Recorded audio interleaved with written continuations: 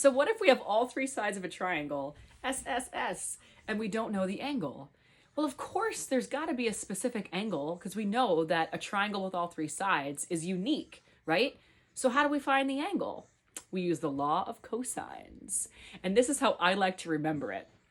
Hug squared plus hug squared minus 2 hug hug, cosine of your angle. Hug squared plus hug squared minus 2 hug hug, cosine of your angle. Totally silly, but totally helpful. Here's what I mean.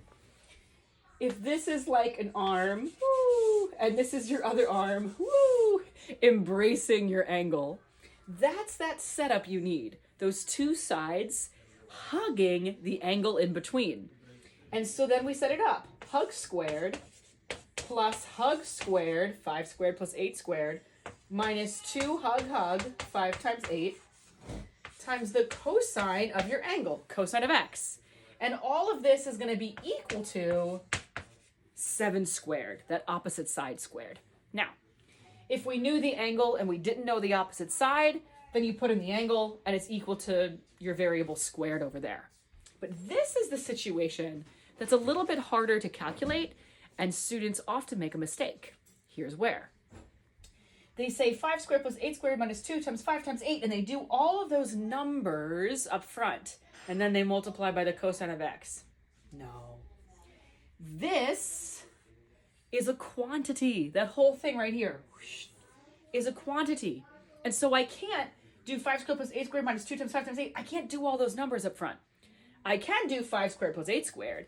I can say, well, that is 25 plus 64 minus, okay, 2 times 5 is 10, so that's 80 cosine of x. I can say, well, that's 49. I can handle those numbers if I want, but this is where I can't do that subtraction yet, right? I can say that this is 89, right? 25 plus 64 minus 80 cosine of x is 49. This is still fine, but I can't say 89 minus 80. I can't do that part. Okay, so what do?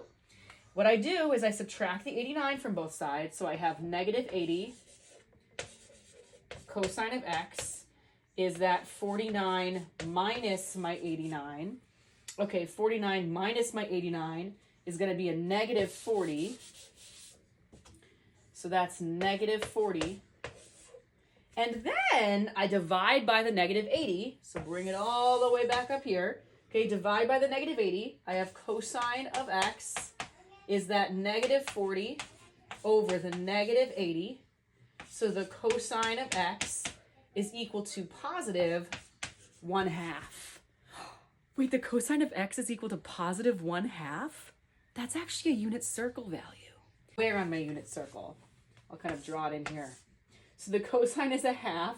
It's that short side is 1/2 at this angle at that pi over 3 or at 60 degrees. So I would say 60 degrees is my x. Isn't that great? If you're using your calculator, you would do the inverse cosine of 1/2 and it'll give you that 60 degrees.